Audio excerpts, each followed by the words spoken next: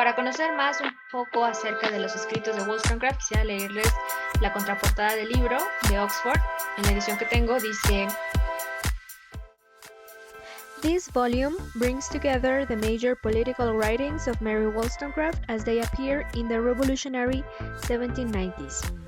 It traces her passionate and indignant response to the excitement of the early days of the French Revolution, and then her uneasiness and its later bloody phase. It reveals her developing understanding of women's involvement in a nation's political and social life, and her growing awareness of the relationship between politics and economics, political institutions, and the individual. In personal terms, the works shows her struggling with a belief in the perfectibility of human nature through rational education, a doctrine that appeared weaker to her under the onslaught of her own miserable experience and of the revolutionary massacres. También tenemos la reseña de, la contraportada de sus cartas escritas en Sweden, Norway and Denmark, en la que dice: William Godwin, the author, future's husband, was not alone in admiring letters written during a short residence in Sweden, Norway, and Denmark. Wollstonecraft's most popular book during her lifetime.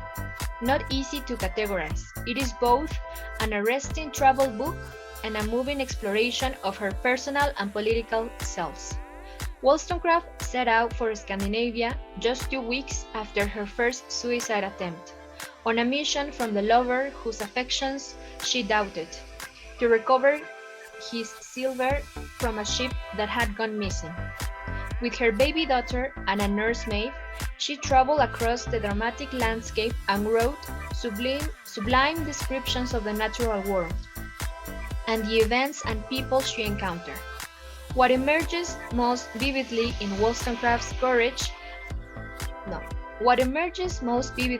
is Wollstonecraft's courage and ability to look beyond her own suffering to the turmoil around her in revolutionary Europe and forward to a better future. Y bueno, hasta el momento ya les hablé acerca de sus vindicaciones y de sus cartas escritas. Ahora, el último texto que quisiera comentarles, para que sepan lo que vamos a leer, a ver si se les antoja, va a ser Original Stories from Real Life, with conversations calculated to regulate the affections and form the mind to truth and goodness. Este libro llamó mucho la atención, tanto así que estuvo un cuarto de siglo en publicación. Y también a mí me gusta personalmente comentar que justo para su segunda edición, en 1791, William Blake, que es conocido más por ser escritor, poeta, hizo la ilustración para la portada del libro.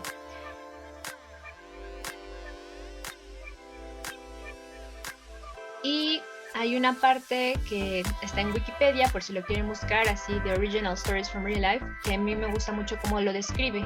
Aquí dice: In Original Stories, Wollstonecraft employed the then bourgeois genre of children's literature to promote the education of women and an emerging middle-class ideology. She argued that women would be able to become rational adults if they were educated properly as children, which was not a widely held belief in the 18th century, and contended that the nascent middle-class ethos was superior to the court culture represented by fairy tales, and to the values of chance and luck found in chapbook stories for the poor. Wollstonecraft, in developing